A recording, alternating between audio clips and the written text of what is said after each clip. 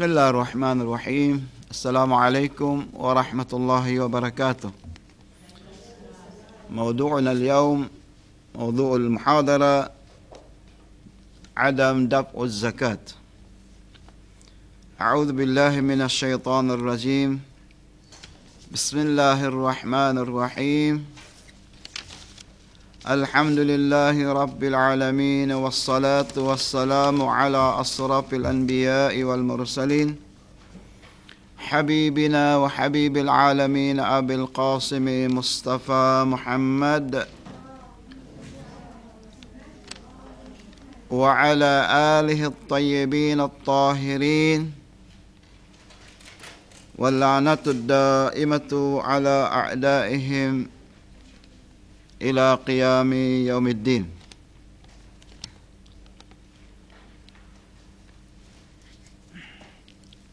قال الله سبحانه وتعالى في سورة التوبة الآية 103: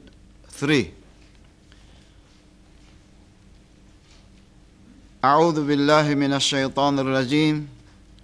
خذ من أموالهم صدقة تطهرهم وتزكيهم بها وصل عليهم إن صلاتك سكن لهم والله سميع عليم.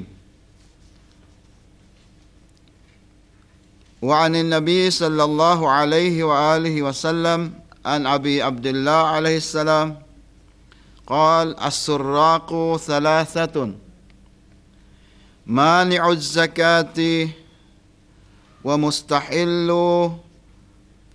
مهور النساء وكذلك من استدان دينا ولم ينوي قضاؤه.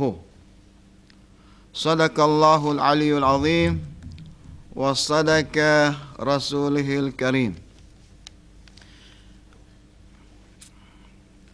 Ito ang pangpitong araw ng ating lectures at ang topic natin ngayon na tatalakayin sa araw na ito ay Adam Daf'u Zakat, yani Adam Daf'u Zakat. Daf'u Zakat, yani hindi pagbibigay o pagbabayad ng zakat o kaya takdang kawanggawa. Hindi pagbabayad ng zakat o kaya buwis ng mga tao. Yun ang topic natin na gusto nating linawin at tatalakayin ngayon. Inshallah, sana'y makapagbigay tayo ng kaunting kaalaman at para hindi tayo may sasali sa mga taong kasawian sa kanila na sinuway nila ang kagustuhan, ang kautusan ng Allah at sinuway din nila ang kautusan ng ating mahal na propeta, Prophet Muhammad sallallahu alaihi wa alihi wasallam.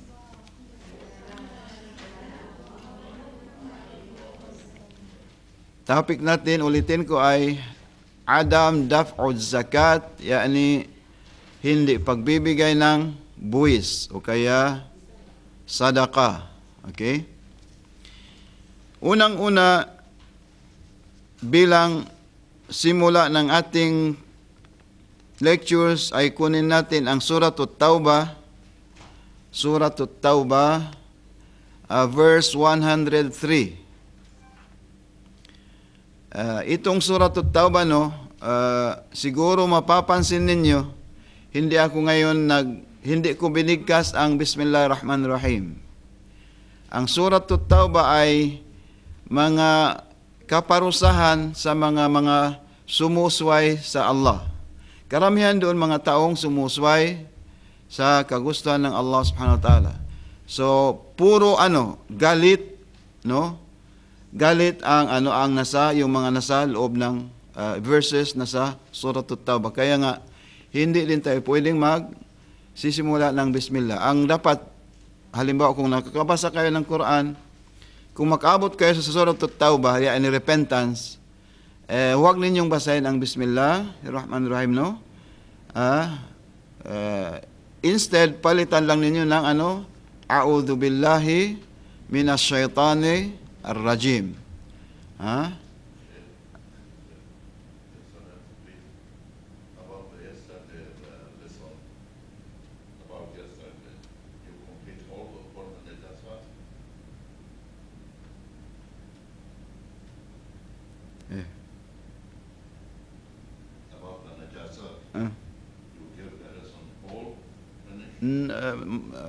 The important parts only. We will try to sure, inshallah.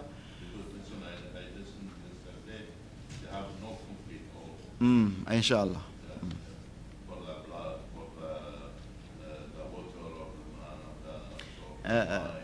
Because this topic actually was not about the yeah, sure, inshallah.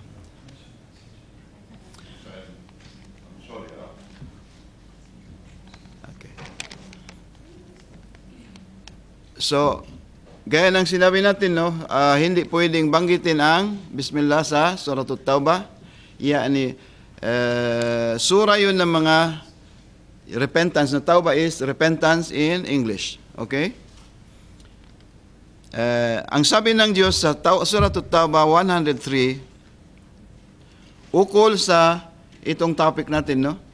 Sabi ng Diyos, A'udhu billahi minash shaitanir rajim, khud min amwalihim sadaqatan tutahhiruhum wa tuzakkihim biha wa salli alaihim anna salataka sakanun lahum.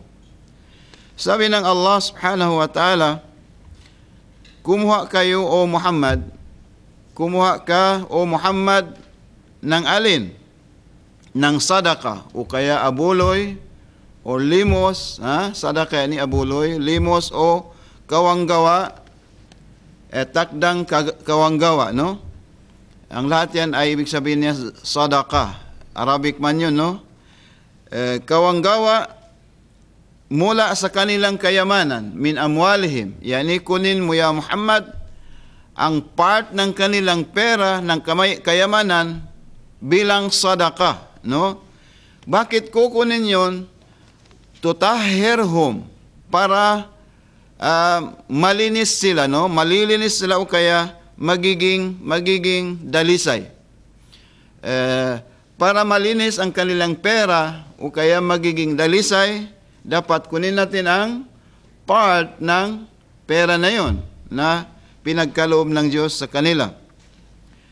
Khud min amwalihim sadaqatan tutahhiruhum wa yuzakkihim.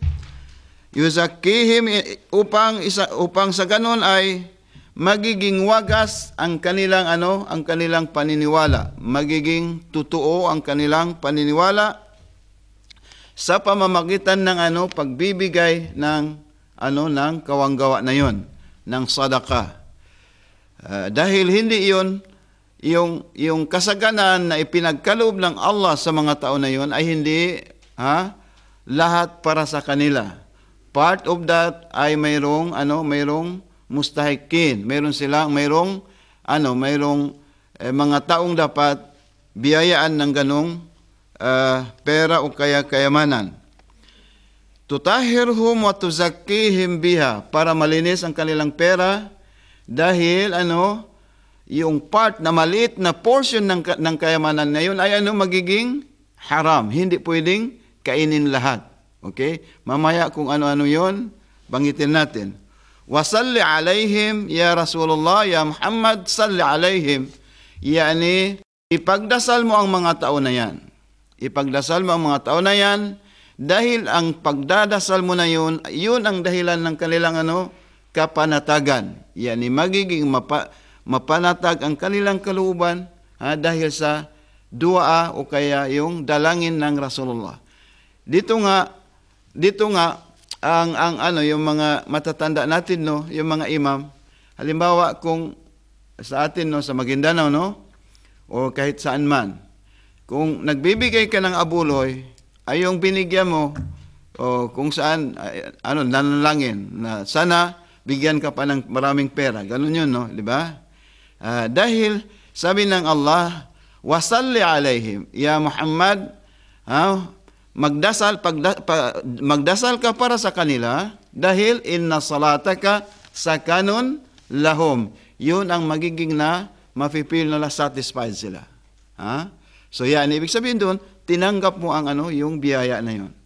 Okay. Yun ang isang ayat tungkol sa dapat yung pera na natatanggap natin ay hindi para sa atin lahat. Okay? Ang sabi ng pang-anim na imam ng Ahlul Bayt. Pang-anim na imam ng Ahlul Bayt, yung mga apo ng Rasulullah, ang sabi niya, riwayat galing sa Rasulullah, riwayat galing sa Prophet Muhammad, sabi niya, as-surraqu thalathatun. Yung mga taong nagnanakaw ay 3 klase. Yung mga, anong tawag doon? Yung sugarol, no? Sugarol, gambling, no? Yung mga, yung nagnanakaw, no? Nagnanakaw ng mga pera or anuman, ari-arian. O daper. Abu Sayyaf. As-surraqu thalatha. 3 klase ang tinatawag na surrak, yani nagnanakaw. Unang-una, mani'uz zaka. Yung mga taong hindi nila binibigay ang yung limos na yon, yung takdang kawanggawa na yon. Mani'uz zaka, yani ayaw nila ibigay ang zakat na yon.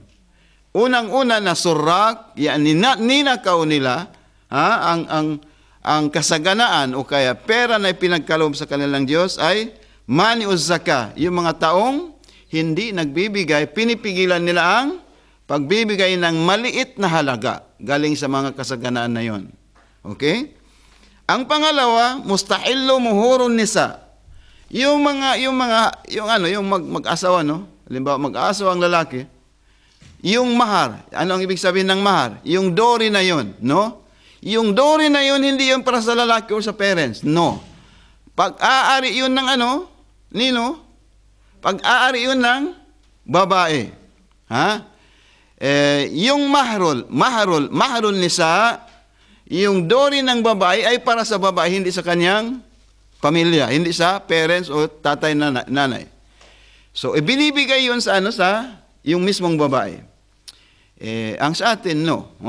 Kinukuha lahat ng parents. Dahil sabihin nila, gastos sa pagpalaki sa atin. Ganon. Hindi naman ganon, pero yun nagiging practice ng karamihan sa Suluman or sa Maguindanao o kahit saan man. Mahrun. Ang pangalawang nagnanakaw ng pera ng Diyos ay yung mustahillu muhurun nisa. Yung sinasarili, yung sinasarili nila, kinukuha ng lalaki ang dowry ng babae. Kasi sa marriage, no, pwede ring utang. Kasi yung mahal na yun ay utang. Halimbawa, kung ang dowry is, halimbawa 100,000, meron kang 70,000 lang. Yung 30,000 sa kana, okay? Pwede yun sa Islam. No, pwede yun sa Islam. Bayaran lang ng lalaki na kung makapera na siya. Mapalad yung mga lalaki, no? Pwede pala mag-utang. Pwede mag-utang. Okay din, dahil yun ang Islam, yun ang katuruan ng Islam na hindi yun nagpapahirap sa mga kalalakihan para magawa nilang kanilang obligasyon. Okay? Muhurun nisa, yung kinukuha ng lalaki ang dowry ng babae, ng kanyang asawa. Asawa din kita, sa akin din yun. Hindi. Pag-ari yun karapatan yun ng babae. Walang karapatan ang kami mga lalaki na kukunin yun para lang sa kanila. Pero kung ibinigay, di mas mabuti. Di ba? Iyakan mo na lang. Ibigay mo na. Ayun. Pwede rin yun, no? Ang pangatlong surrak, ang surrak na nagnanakaw ng pera ng Diyos, ay yung manistadana dinan, walam yanwi qada'uhu. Yung mga yumayakap sa Islam. Yung nagmumuslim, o kaya yung Muslim, tapos yung mga yung mga gawaing na hindi nila nagawa ay wala siyang intention na ano yun, bayaran niya. Halimbawa, hindi ka nakapag-pray ng 1 year o kaya halimbawa babae, no? Nag-Muslim diyan na 30 years old na, ha? May utang si ano? May utang si ano? Hindi, 9 years, minus 9. 21 years, mayroon kang utang. Bayaran ba yun o hindi? Hindi. Sa mga bagong yakap, hindi na yung babayaran. Dahil hindi nila alam. Pero yung Muslim na, pinabayan nila ang sala na yun, o kaya yung fasting na yun ay, kung nagmumuslim sila, o Muslim sila, tapos wala silang niyat, o kaya intention na bayaran yun, iyon ang pangatlong klase ng mga taong surak, yani nagnanakaw ng sagana galing sa Allah, grasya ng Allah. Ngayon, itong zakat o kaya takdang kawanggawa, isa yan sa mga 5 haligi ng Islam. Isa sa mga 5 haligi ng Islam kung saan diyan nabubuo ang ikakalakas at ikakatatag ng relihiyon ng Islam. Isa yan sa mga pinaka-importanting haligi ng Islam kung saan diyan nakabase ang ikakalakas at mawawala ang mga kahirapan at mga maralita, pangangailangan ng mga maralita dahil sa itong obligasyon ng zakat o kaya portion ng pera ng mga ipinagkaloob sa mga mayayaman. Ito ay kagaya ng obligation natin itong lahat. Obligation natin lahat, no? Obligation ng mga silang nananampalataya sa Diyos. Yan, naniniwala sa Allah at saka sa Islam. Yan ay obligation, wajib, no? At ang wajib ay pinapabayaran sa atin sa kabilang buhay, di ba? Ang wajib. Kung recommended, gaya ng 5 times a day, yun ay wajib yun, no? Dapat gampanan ng bawat yumakap sa Islam o kaya bawat Muslim. Okay. At dahil ito, inilarawan at inexplain ng Rasulullah sa pamamagitan ng zakat, no? Dahilan sa zakat na yun, pagbibigay ng zakat, matatanggap ang ating sala, matatanggap ang ating takdang pagdarasal. Itong obligation ng 5 times a day ay magiging matatanggap yon kung ibibigay natin ang zakat. Isa yun sa mga pamamagitan ng zakat ay matatanggap ang ating prayer. At ano ang sinabi ng Rasulullah? Kala Rasulullah sallallahu alaihi wa alihi wasallam, inna salata la tuqbal min mani zakati. Ang katotohanan sabi ng Rasulullah, katotohanan ang ikakatanggap ng ating prayer, itong pagdarasal, takdang pagdarasal, ay dahilan sa pagbibigay natin ng zakat. So kung hindi tayo nagbigay, gaya ng sinabi natin kanina, portion of that money will not be given to whom is who has the right of it. Kung hindi mo yun maibibigay, anong dahilan? Inna salata la tuqbalu min mani zakah. Yung sambahayang natin, yung prayer natin ay hindi tatanggapin ng Diyos. Bakit? Kasi parang twin, no? Parang kambal itong ayat. Marami kang matatagpuan sa Quran. Iqamis salata wa ita'iz zakata. Itayo mo ang prayer at magbigay ka rin ng kawanggawa. Kaya nga sinabi ng mismo ang Nabiullah Isa alayhis salam, Hesus Kristo. Anong sinabi niya? Wa awsani biz zakati, wa awsani bis salati waz zakati ma dumtu hayya.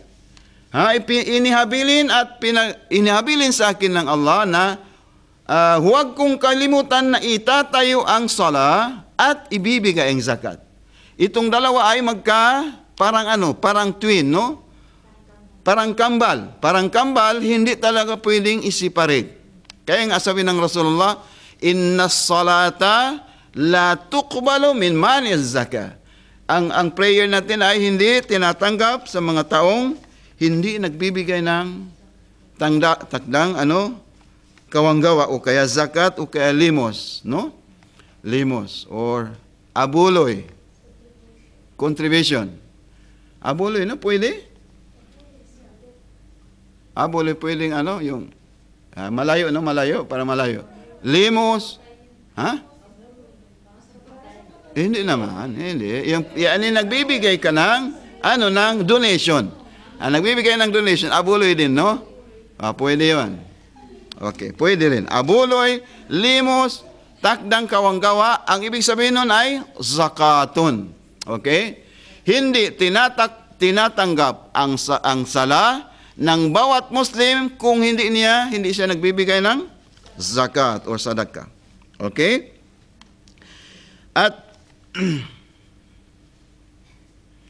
At diyan sabi ng Allah subhanahu wa ta'ala, yun ang dahilan kung bakit sinabi ng Allah, khud min amwalihim sadaqatun, kumuha kaya Muhammad, kunin mo ya Muhammad, mula sa kanilang pera ang sadaka. Dahilan para tutahhirhum, para malinis o kaya magiging dalisa ang kanilang pera. Hindi magiging haram. Yung igagastos nila sa kanilang pamilya ay galing sa masamang gawain. Wa tuzakkihim biha. At magiging dalisa yon sa kanila. Dahil ang amara Rasulullah sallallahu alaihi wasallam munadi, fanada fin nas, inna Allah tabaraka wa ta'ala qad farada alaykumuz zakata kama farada alaykum as-salat. At dahil sa ayat na ito sa Surah At-Tawbah 103, yun ang dahilan kung bakit nagsabi ang Rasulullah. Sabi niya, amara Rasulullah, nagutos ang Rasulullah sa taga-kolekta ng zakat na yon. Sabi niya, pumunta ka sa mga tao at sabihin mo sa kanila, yunadin nas, tawagin mo ang mga manusya o mga tao, inna Allah tabaraka wa ta'ala, katotohanan na ang Diyos ay parada alaykumuz zakah. Ginawa niyang wajib sa inyong lahat, sa atin lahat ang zakat, kama parada alaykumus salah, kagaya ng pagka ginawa ng Allah ang salah sa atin na wajib din. Wa kama, pero itong zakat na yan, dapat ay dapat darating siya sa haul. Yani ang zakat mamaya i-explain natin, mayroon siyang mga condition kung saan magiging wajib, kung saan naman hindi magiging wajib sa atin.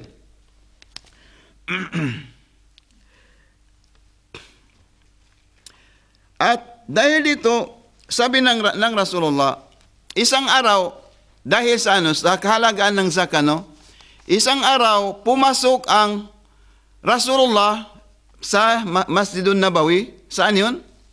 Sa Madina, Sa Madina. Yung kaisa-isang masjid ng Rasulullah sa Madina. Nang matagpuan niya, nagsimula siyang tumawag ng 5 mga pangalan. 5 pangalan na nandoon sa loob ng masjid na yun. Tinawag niya isa-isa ang 5 pangalan niyo at sabi niya, lisanin ninyo ang masjid na ito. Ukhruju min masjidina, akhriju min masjidina. Sabi niya, magsilisan kayo, magsilabas kayo sa masjid naming ito. Dahil antum tamna'una az-zakat. Dahil kayo ay pinagbabawal ninyo ang pagbibigay ng zakat, hindi niyo binibigay. Hindi kayo pwedeng pumasok at magsala dito sa masjid na ito hanggat hindi kayo nakapagbigay ng takdang kawanggawa na yun ng sadaka. At yun ang kahalagaan kung saan sinabi ng Rasulullah na ang zakat na yan ay dapat talaga gampanan ng isang naniniwala sa Allah subhanahu wa ta'ala. dahil sabi niya, ang mga taong na halimbawa mararamot, Alam niyo maramot, Bakhil. Anong bakhil? Kuripot. Yani, hindi bumubukas ang kamay. Okay? Bakhil, yani mararamot. Dahil ang taong mararamot, sabi ng Rasulullah, tingnan niyo ang sinabi ng Rasul. Galing sa Abu Ja'far. Abu Ja'far, yani ang hadith galing sa Imam Bakr ibn Ali. Ang Imam Bakr ibn Ali, panglimang apo ng Rasulullah, galing sa Galing sa Fatimatu Zahra, salamullah alaiha at saka sa Hazrat Imam Ali alayhi salam. Ang sinabi ng Rasul, qala inna Allah yab'athu yawmal qiyamati nasan. Sabi ng Rasulullah sa riwayat, sa narration ni Imam Muhammad al-Baqir alayhi salam, sabi niya, sallu ala Muhammad wa ala Muhammad.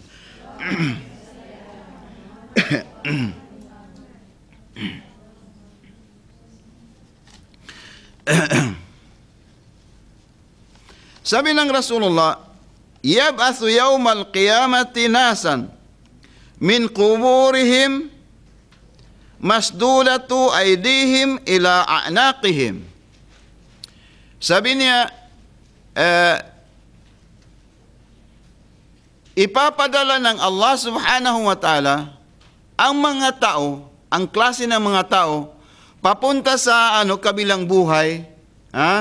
Ano ang katayuan ng kanilang katawan? Sa nila, masdudu aydihim. Yung kamay nila ay idinidikit sa sa kanilang liig.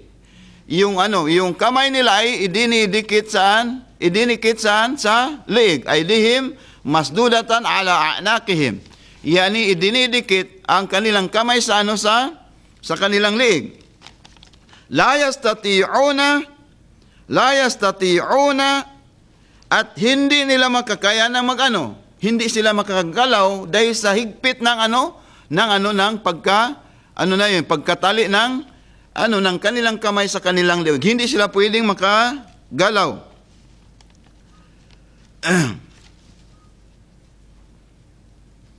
Sino ang mga tao na 'yon? Sabi ng Rasul, wa hawlahum malaika yu'ayyirunahum. Sa muling pagkabuhay na 'yon, galing sa libingan. Ang muling pagkabuhay ay mula sa libingan, yan sa cemetery, papunta doon saan? Araw ng paghuhukom. Ang mga tao na 'yon ay anong tawag, nasa bilibid, no? Parang yung nakadikit ang kamay sa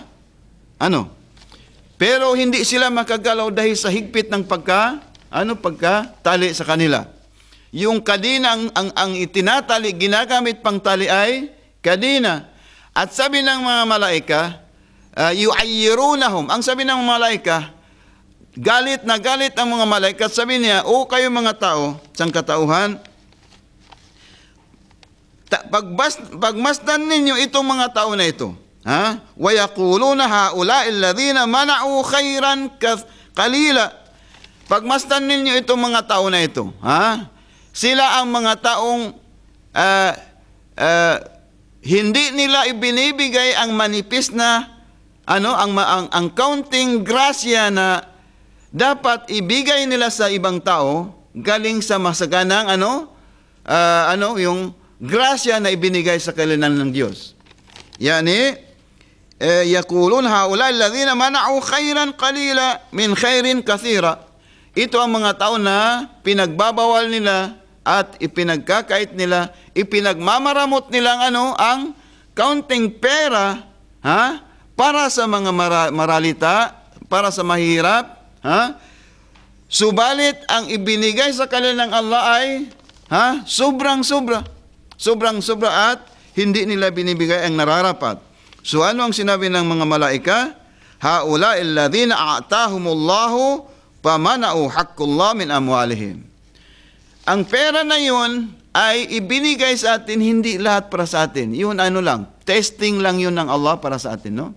Testing lang ng Allah para sa atin kung ano ang nasa loob natin. Kung tayo ba ay isang maawaing tao, tayo ba ay totoong Muslim, Tayo ba ay hindi sumusway hindi pasaway sa kautusan ng Allah o anuman? At yun ay haqqullah ala amwalina, ala amwalihim. Yani karapatan yun ng Allah, haram na anuhin, gamitin ng sinuman sa atin. Okay? So, dahil sa ayat na ito,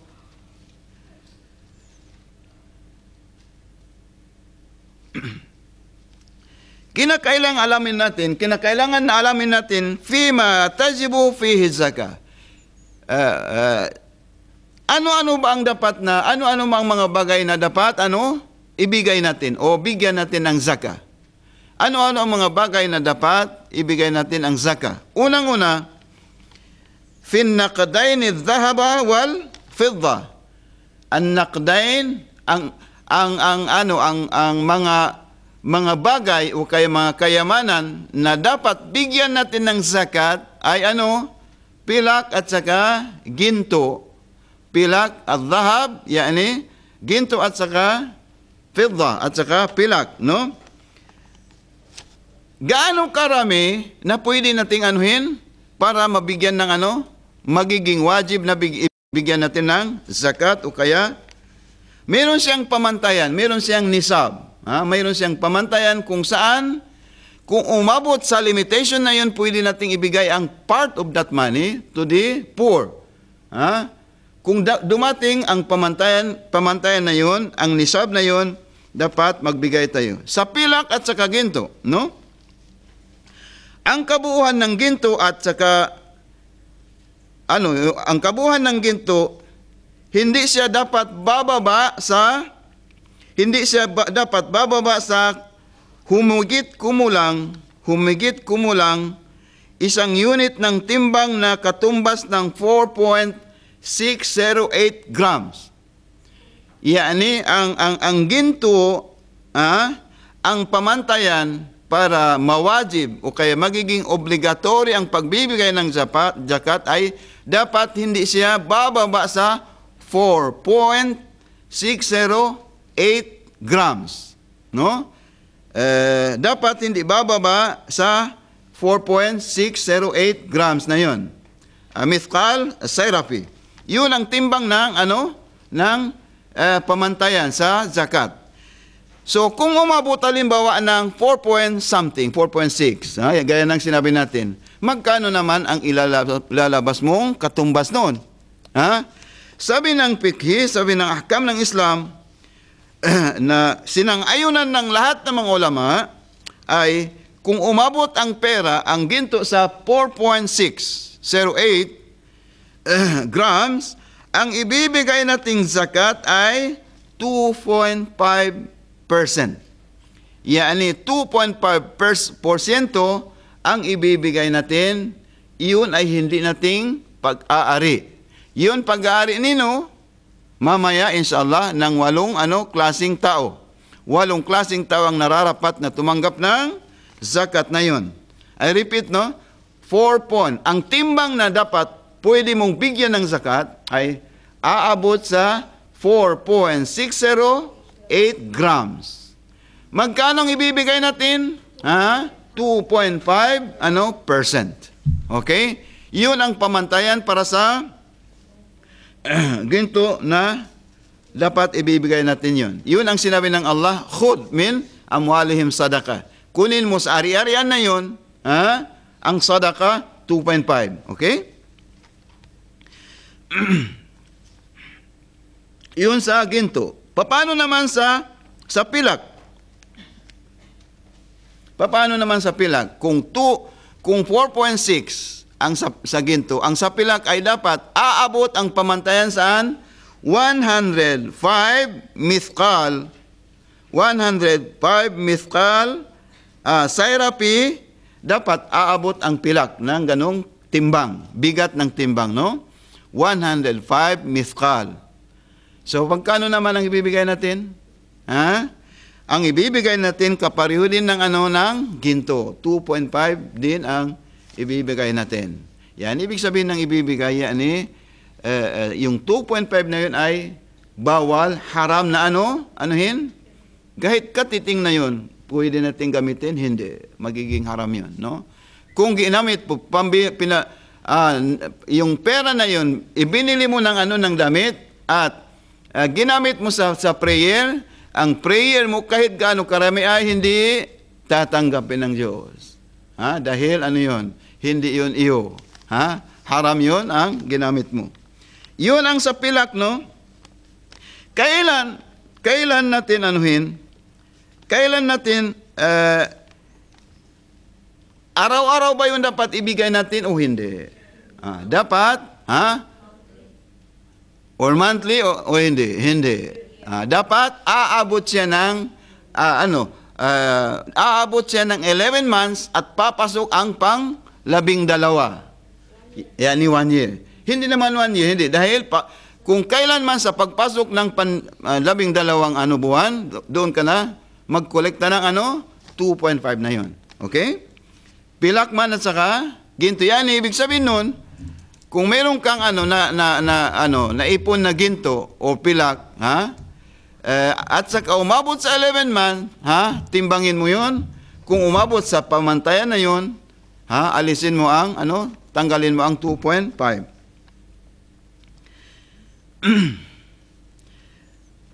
Pero ang ginto at saka na yon, ang pilak na yun, dapat hindi ginawang ginawang alahas. Pure gold at saka kung ginawa ng alahas, hindi na yun. Kasi pwedeng gamitin pang zina. Pwede yung gamitin ng mga lalaki o hindi? Hindi. Pwede ang lalaki para sa ginto. Pwede yung gamitin, parang bracelet o kaya, anong tawag doon? So, dapat hindi yun nagawa ng jewelry. Yun. At yung na yun, yung peda at saka pilak at saka ginto na yan, dapat nasa iyong possession. Nasa iyo, no? Yani kahit kailan pwede mong kunin at ibigay. Kung nasa tao, nasa sanglaan, pwede mong na hindi mo naman agad-agad pwede mo ka. So wala kang tasallot. Yani wala kang wala kang karapatan, wala kang power na kunin yun kung kailan mo gusto, no? Habang hindi mo na ibibigay ang nararapat na pera na yun, no? So dapat kinakailangan pagpasok ng 12 months nasa possession mo ang mga ginto at saka pilak na yun. Okay? Sallu ala Muhammad wa ala Muhammad.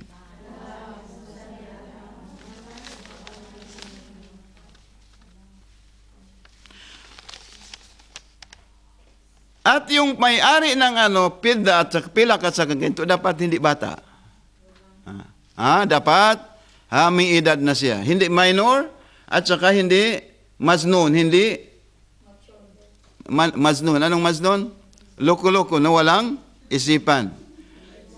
Kung ang nagmamay-ari ng pilak at saka ginto na yon ay minor, ay hindi magiging wajib na magbigay siya ng zakat.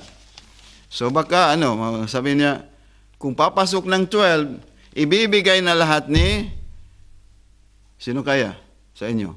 Ibibigay niya sa kanyang anak. Sabi niya, nandyan ang collector ng zakat. Sabi niya, wala akong pera. O saan anak mo? Minor man yan. Baka mag-escape kayo, no? Hindi yun pwede sa Islam. Mag-escape ka, ibigay mo sa iyong anak para lang para lang ma-save ka na hindi mo ibigay ang 2.5 na yun. Hindi yun pwede. Ang pangalawang mga klase na dapat bigyan natin ng zakat ay filhunta, yani ghalatul arba'a. Yan? Itong trigo, no? Trigo, yan? Flour, no? Trigo. Flour, trigo, no?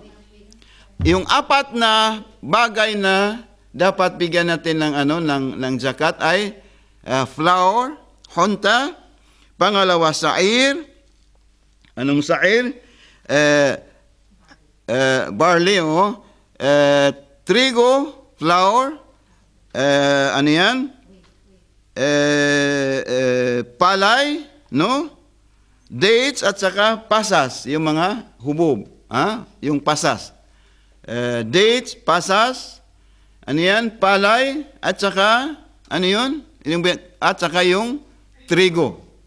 Ang apat na yan ay bibigyan mo yan ng zakat kung umabot sa pamantayan, kung umabot sa timbang. Mayroon siyang sariling pamantayan, no? Alam niyang pamantayan, yani nisab, yani yung limitation, timbang, bigat ng ano ng ano na yan, trigo na yan, halimbawa.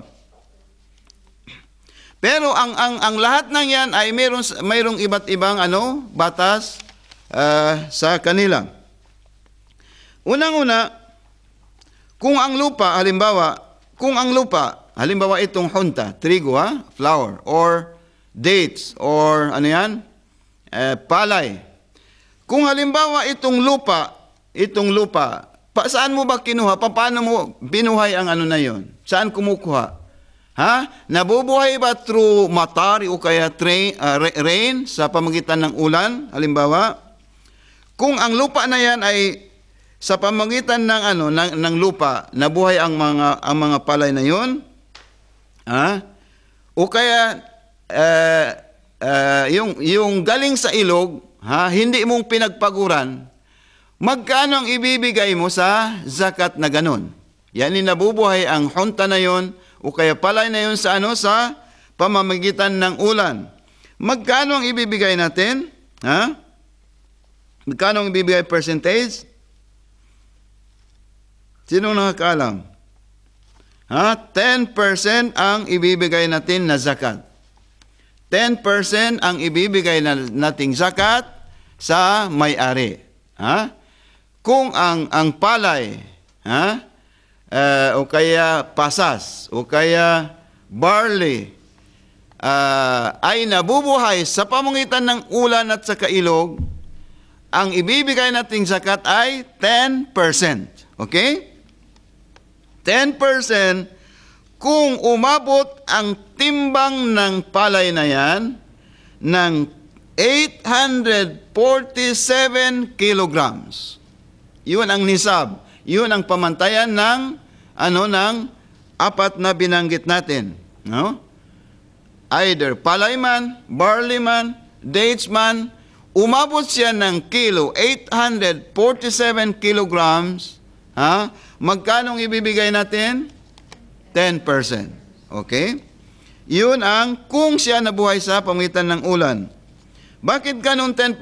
Dahil hindi naman nagsikap, walang matinding pagtisikap ang farmer. Ang pangalawa, kung ang yun ay nabubuhay sa pamamagitan ng irrigation. Paano ang irrigation? So, ang irrigation, kailangan magbili ka ng motor, yung bomba, no? Hindi naman bomba yung yung jetmatic, no? Yung pump, no? Bibili ka ng pump at kailangan mo ng matinding pagsisikap. Capital. So magkano ang ibibigay mo? 10% din ba o hindi? Hindi, 7.5%.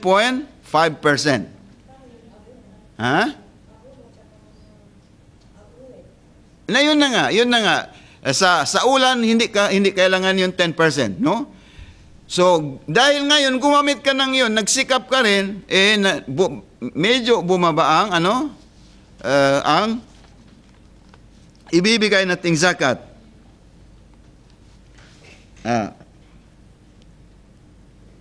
Hindi pala, I'm sorry. 5% ang ibibigay nating zakat sa ganong sitwasyon. Yan irrigation through the use of yung jetmatic man or motor, sabi na ninyo. Kung halimbawa, kung minsan gumagamit tayo ng motor, no? Kung minsan man hindi, sa pamamagitan ng ulan, doon sa atin ganun, no? Kung minsan El Nino, kung minsan naman yun? La Nina, okay? Kung minsan gumagamit tayo ng motor, kung minsan hindi. So, magkano ang ibibigay natin? Dahil both are used para sa ikakabuhay ng palay. 7.5% ang ibibigay natin. Pero kung irrigation through the use of yung pumping, yun ay only 5% ang ibibigay natin. Pero, dapat aabot siya ng ng 847 kilograms. Okay? Ang pangatlong kategory na dapat bigyan natin ng zakat o kaya limos, Sallu ala Muhammad wa ala Muhammad.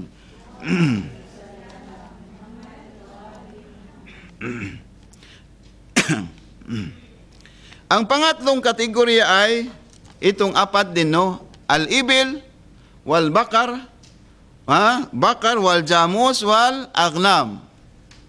Kanina ang first is, ginto at saka pilak. Pangalawa yung mga tinatanim, no? Ang pangatlong kategorya na dapat bigyan natin ng zakat ay tatlong ang apat din. Al-ibil, anong ibil? Camel, no? Ibil, wal bakar, wal jamus, at saka agnam. Apat na ito, no? Kambing, ano yan? Yung bakar, ano yan? Baka, kalabaw yung jamus, at saka ang camel. Camelyo, no? Camelyo, apat na yan ay dapat bigyan din ng zakat. Wala, hindi na. Anak.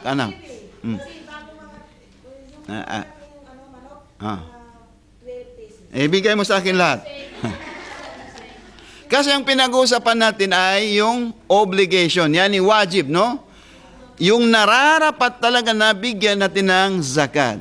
Kung meron kang manok, 1,000 na pieces. Magbigay ka ng zakat, it is not wajib. Hindi yun kasali sa kategory ng nararapat bigyan natin ng zakat. Understood? Is it clear? Hindi siya gumagawa. Okay. Fil ibil. Yani kamelyo, baka, karabaw at saka ganam. Anong ganam? Kambing, no? Itong apat na yan ay meron ding sariling pamantayan. Hindi basta-basta kung meron kang isang camel o isang karabaw, magbigay ka agad ng zakat. Hindi. Meron din siyang limitation. Meron siyang pamantayan. Or nisab sa Arabic. Nisab is pamantayan. Unang-una, ang kamelyo, yan camel, yan ibil. Kung meron kang ibil o kaya camel na limang camel, ano ang ibibigay mo? Sabi niya, kung meron kang 5 kamelyo, ang ibibigay mo ay isang tupa. Anong tupa? Sige.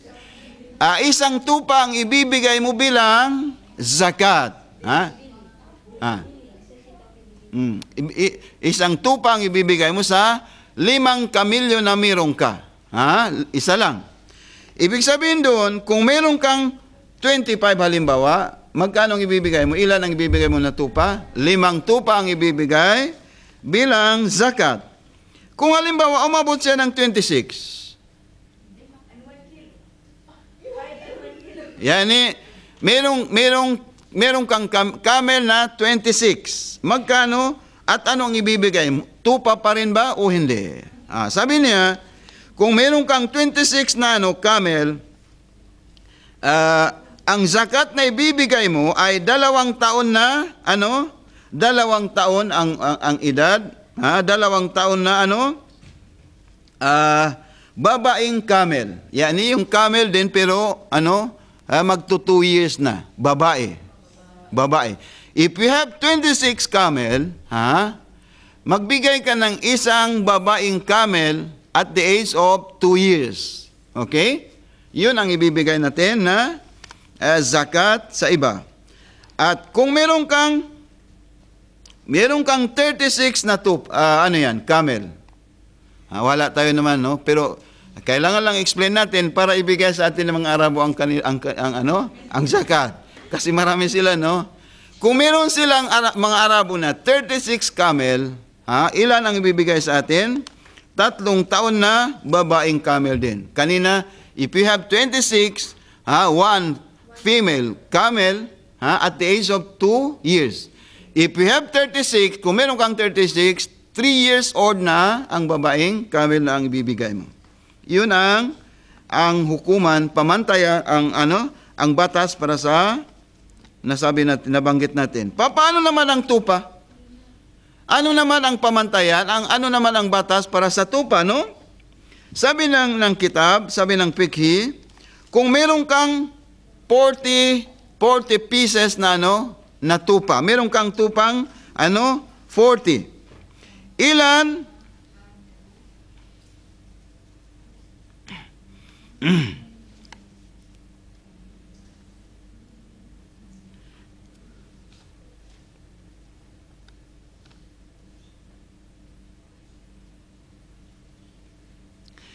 Meron siyang sariling pamantayan, no? Ibig sabihin, kung hindi aabot, walang tupa, walang zakat, no?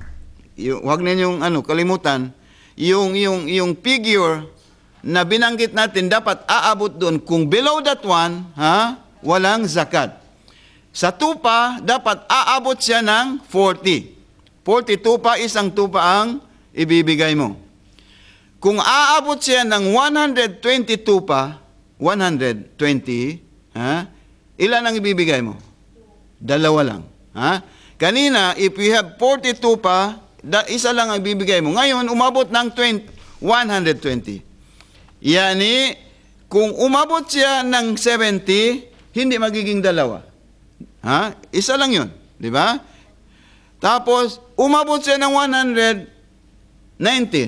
Hindi magiging dalawa, isa lang na. Di ba? Dapat aabot siya ng 120 at para magiging dalawa ang zakat na ibibigay natin. Kung magiging 201 ang dami nila, ay 3 tupa ang ibibigay natin bilang zakat, no? At ang pang-apat ay kung umabot siya ng 301 na tupa, upat kabuok ang atong ibibigay. Naintindihan niyo? Okay. Yun lang ang alam ko. Okay, 4 ang tupa na ating ibibigay bilang zakat kung umabot siya ng 301. 201, 40, 120, 201 at saka 301 para magiging 4 ang tupa na bilang zakat ibibigay natin. Kung ayaw nating ibigay, yun ang magiging haram. Paano naman ang baka at saka kalabaw? Ano ang baka at saka kalabaw? Alam ko yung mga taga Cotabato, taga Maguindanao, marami kayong baka at saka kalabaw. Ginagamit yung pang-araro kung minsan, di ba? Alam ko yan. Kasi hindi man dyan. 5 baka mo. Ibigay mo sa akin ng isa. Makinig ka. Okay, makinig ka. Meron kang 5, ha? Huwag mong sabihin 4 lang. Baka at kalabaw, paano ang pamantayan? No? Paano ang nisab? O kaya, pamantayan ng baka at saka kalabaw. Ang minimum ay, mapalad ka rin, no? Mapalad ka dahil ang minimum na dapat bayaran natin ay dapat aabot siya ng 30 baka. Ayan, 30, pieces na baka o kaya kalabaw, at ang ibibigay natin na, yung maliit na, yung anak na 2 taon. 2 taon na, hindi 2 months, 2 years. 2 years na guya ang pagtawag sa Islam. Guya ang pagtawag doon, o maliit na baka, yung tabi, yung sumusunod palagi sa nanay. Sa pag-aral naman sa sa Fikhi o sa Tagalog, guya ang pagtawag ng ganon. So dapat aabot siya ng 30. 2 taong gulang na guya ang ibibigay natin. Kung ang bilang ng ay umabot sa 40, umabot sa 40, ang bayaran natin zakat na 2 years old na female cow. Ngayon, 2 years na babaeng cow or carabao, jamos or bakar. 2 years ang edad ng ibibigay natin. At yun ay sa loob din ng 11 months, napapasok sa 12. Ibig sabihin doon, kung meron kang karabaw ngayon, meron kang baka, o meron kang kambing, hindi buwan-buwan ka nagbibigay. Dapat aabot yun ng pwede ka rin halimbawa, in between this 11 months, pwede ka magbenta ng mga ari-arian na yun. Yani, yung mananatili hanggat sa 12 months, yun ang bilangin mo at kunin mo ang zakat na banggit natin. Nakuha ninyo? Kung umabot sa limitation na yon, may zakat. Kung hindi umabot, huwag ka na magproblema, yun ay gift yun ng Allah sa iyo. At habang hindi umaabot sa nisab, wala kang gagampanan na obligasyon. Ang pangapat ang last ay malot tijara. Yung kita mula sa kalakal, sa business, yung kita. Yung kinita natin mula sa business, pero ang capital na yun ay gagamitin talaga natin pang tubo. Yani pang business. Yani al-rabi'. Ang pang-apat na dapat bigyan natin ng zakat ay fi malit tijara. Yani yung mga ari-arian gagamitin para sa sa kalakalan o kaya sa business. No, para sa business. So itong para sa business na 'yan, Pero itong sa business na 'yan, magkano ang ibibigay natin? Sa loob ng isang taon, kung mayroon kang capital na 1 million, umabot 'yun sa kalakalan, sa kalakalan sa pag-business mo, pagtubo. Kung umabot sa 11 months, papasok din sa 12 months, kung magkano man ang naabot ng pera mo, alisin mo rin ang 2.5 na yon. 2.5% ay hindi yun pag-ari natin. Pag-ari yun ng Allah subhanahu wa ta'ala para sa 8 klaseng mga tao na banggitin natin ngayon. So, paano yung sinabi nating 4 na kategory ng mga dapat bigyan natin ng zakat? Para kanino ba yun? Para sa ustaz ba yun? O kaya yung nangulekta? Para sa imam? O para kanino? Sinagot din ng Allah subhanahu wa ta'ala dahil sabi ng Allah sa Surah At-Tawbah, Surah At-Tawbah, verse 60. Ang numero ng versikulo ay 60. Ang sabi ng Allah, yung tatanggap ng zakat. Okay? Sabi ng Allah, A'udhu billahi minasyaitanir rajim. Hindi ko rin binanggit ang Bismillah dahil Surah At-Tawbah, huwag ninyong kaligtaan. Hindi pwedeng makasalanan ang tao na mag-Bismillah doon sa Surah At-Tawbah. Magiging haram yun. Okay? Ang banggitin mo ay A'udhu billahi minasyaitanir rajim. Surah At-Tawbah 60. Innamas sadaqatu lil fuqara. Ayun ang sinabi mo. Itong katotohanan sabi niya, itong mga sadaka or limos or takdang kawanggawa, yung 2.5% na sinabi natin, kanino yun? Lil fuqara'i wal masakini wal amilina 'alayha wal mu'allafati qulubuhum wa fir riqabi wal gharimina wa fi sabilillahi wa ibnus sabil. Ano yun? Faridatan minallahi wallahu alimun hakim. Sadaqallahul aliyul azim. Sabi ng Allah, kanino ba ang mga kukunin nating pera yon? Unang-una, lil pukara, mga taong anong pukara? Mga mahihirap, poor, mga mahihirap. Iba yun. Yung mahihirap, gaya natin. Dahil kung mayaman tayo, hindi na tayo luluwas ng Pinas. Di ba? Okay? Pero, dapat magbigay rin kayo. Kung mayroon kayong inipon na pera. Sa akin, bago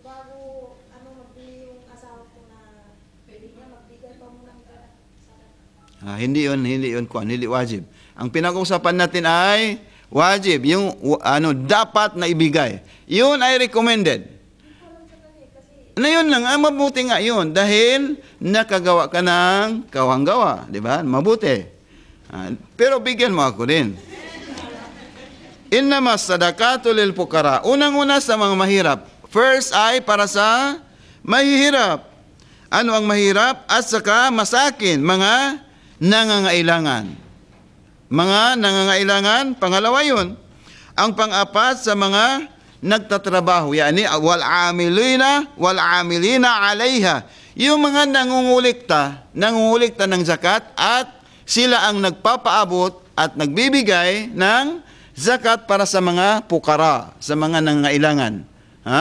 Halimbawa, kung napag-utusan ka, ikaw ang napagkatiwalaan, amilina alaiha, meron kang allowance, meron kang porsyento para sa iyo. Pansarili yon. Bilang bayad o kabayaran ng iyong pagsisikap. Wal amilina alaiha, yani nagtatrabaho para sa pangulikta ng zakat na yun at ipamahagi ng zakat para sa iba, no? At sabi niya, at sila mga tao na yung mga muallafatu qulubuhum, yung mga mahina ang loob, no? Kung minsan gusto mag-Muslim, hindi na. Kung minsan, halimbawa, yung mahina ang loob, no? Mahina ang loob, yung palaging nawawala ng loob para sa Islam. Parang kung minsan nawawala ang hope, bakit naging Muslim ako ngayon? Parang naghirap tuloy ako. Matindi ang paghihirap. Noon, di ba? Muallafatu qulubuhum. Karamihan yun sa mga Christian halimbawa, kung bigyan mo ng zakat na yan ay magiging dahilan na makukuha sila at yayakap sila sa Islam. Muallafatu qulubuhum ang pagtawag doon. Yung mga pusong mahihina. Yung mahina. Yung mga puso na dapat bigyan ng pansin. Na karamihan mga bagong yakap sa Islam. Para ma-feel nila na they are concerned sa iyo, di ba? Para sabihin natin, hindi lang pala ako nag-iisa. Hindi ako nag-iisa, may tumutulong, di ba? Ayan ang kahalagaan ng ng zakat. At yung mga taong yung mga taong bihag, no? Bihag. Yung nabihag ng ng mga kaaway, dapat piyansahin, no? Piyansahin gaya ng last yung 24 na Patrick ba yun? Pinugutan ng ulo dahil naghingi ng 1 million, hindi nagbigay. Ransom. Yung mga ganon, yung 1 million, yung pera na yun gamitin sa pag-free sa mga tao na yun.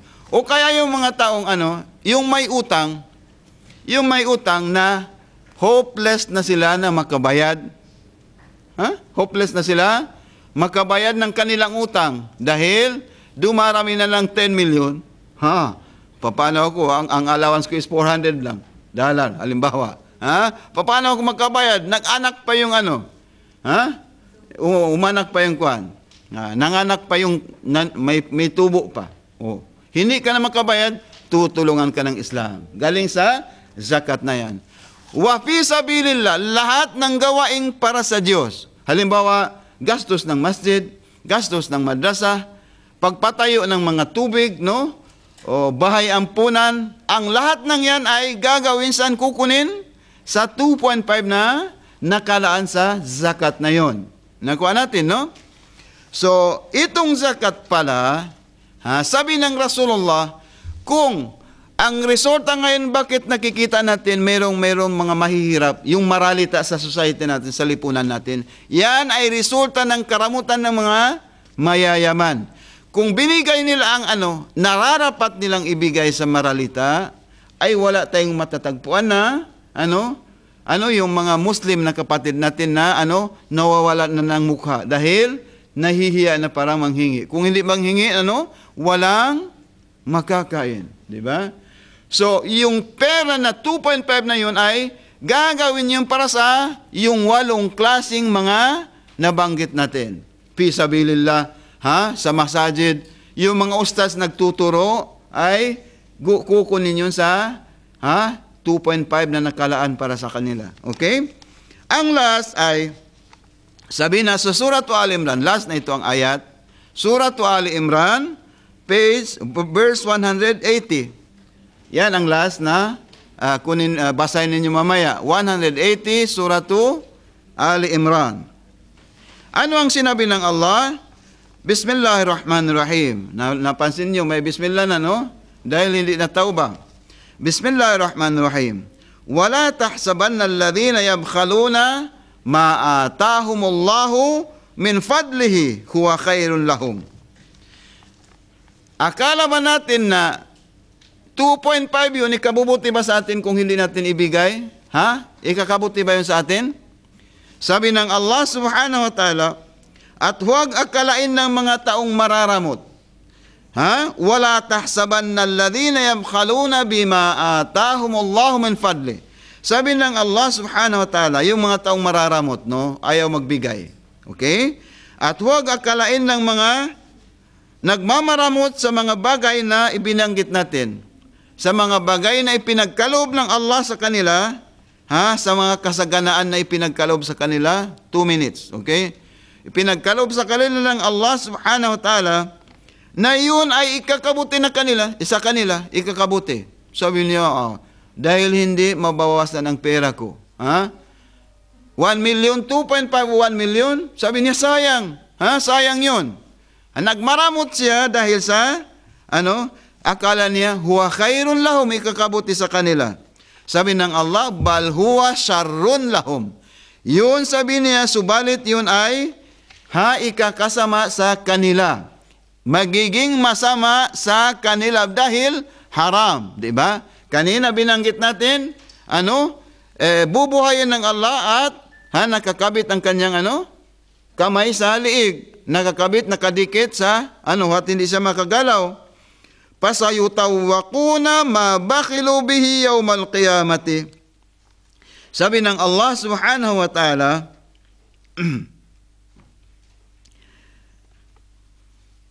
yung sinabi natin itatali, no? Sayutawwaquna ma bakhilu. Dahil yung pinagmaramutan natin ay gagamitin, itatali iyon ng Allah sa ating liig, bihi yawmal qiyamati, sa kabilang buhay, at parang pilinsahan yun, parang ipipilinsa sa ating sarili. Parang